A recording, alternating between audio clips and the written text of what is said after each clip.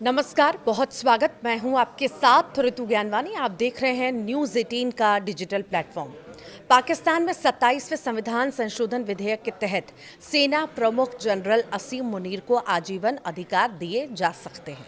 जी हां, जिनमें थल सेना, नौसेना और वायु सेना पर सीधा नियंत्रण, परमाणु हथियारों की कमान और आजीवन फील्ड मार्शल की उपाधि शामिल है। नागरिक सरकार कमजोर हो रही है जबकि सेना संवैधानिक रूप से सशक्त है। क्या पाकिस्तान एक लोकतंत्र से एक सैन्य राज्य में बदल रहा है? ये बड़ा सवाल है। पाकिस्तान में ऐसा राजनीतिक और सैन्य घटनाक्रम सामने आया है जो सिर्फ संसद तक सीमित नहीं है बल्कि संविधान और लोकतंत्र की नींव को हिला सकता है। पाकिस्तान की संसद में पेश किए गए 27वें संविधान संशोधन बिल के तहत सेना प्रमुख जनरल आसिम मुनीर को अब वो शक्तियां मिल सकती हैं जो अब तक नागरिक सरकार के पास थीं।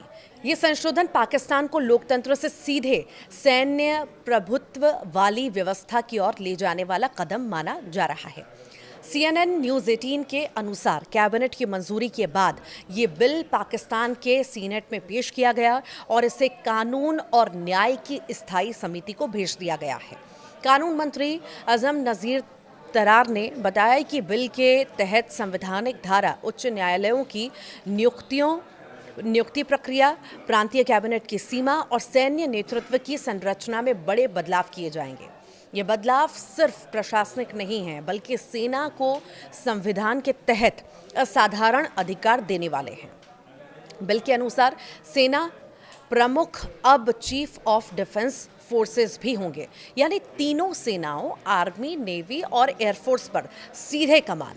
वर्तमान में chairman joint chief of staff committee यानी CJCSC सेना प्रमुख के लिए संतुलन का काम करता है, लेकिन नया बिल इस पद को 27 नवंबर 2025 से समाप्त कर देगा और कोई नई नियुक्ति नहीं होगी। कानून मंत्री ने स्पष्ट किया है कि मौजूदा CJCSC का कार्यकाल पूरा होने के बाद ये जो पद है वो खत्म हो जाएगा। परमाणु हथियारों पर सैन्य नियंत्रण की बात भी कही गई है। संशोधन के अनुसार राष्ट्रीय सामरिक कमान यानी कि नेशनल स्ट्रैटेजिक कमांड का प्रमुख प्रधानमंत्री की बजाय चीफ ऑफ डिफेंस फोर्सेस की सिफारिश पर नियुक्त होगा। इसका मतलब है कि पाकिस्तान के परमाणु हथियारों पर वास्तविक नियंत्रण भी सैन्य नेतृत्व के हाथ में होगा और नागरिक सरकार की भूमिका केवल औपचारिक रह जाएगी।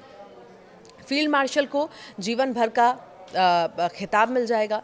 बिल में एक नया प्रावधान ये भी है कि जनरल आसिम मुनीर को फील्ड मार्शल का खिताब दिया जा सकता है। ये पद जीवन भर रहेगा। अधिकारी वर्दी पहन सकते हैं और विशेषाधिकार का आनंद भी ले सकते हैं।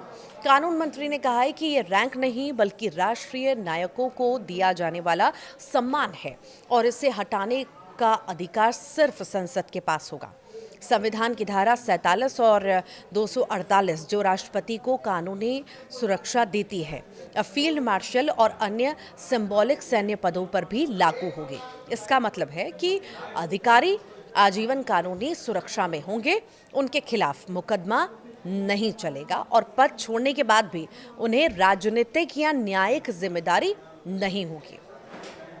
संशोधन ये कहता है कि नियुक्तियां प्रधानमंत्री की सलाह पर होंगी, लेकिन वास्तविक सिफारिशें चीफ ऑफ डिफेंस फोर्सेस की ओर से आएंगी, यानी कि असली नियंत्रण सेना प्रमुख के पास होगा और प्रधानमंत्री केवल औपचारिक दस्तखत देंगे। ये कदम नागरिक शासन के मूल सिद्धांत को पूरी तरह उलट देता है। विश्लेषकों का मानना है कि पाकिस्तान पहले से ही राजनीतिक रूप से कमजोर और आर्थिक रूप से सैन्य प्रभुत्व में था। अब यह संशोधन संविधान के जरिए सेना को और शक्तिशाली बना देता है।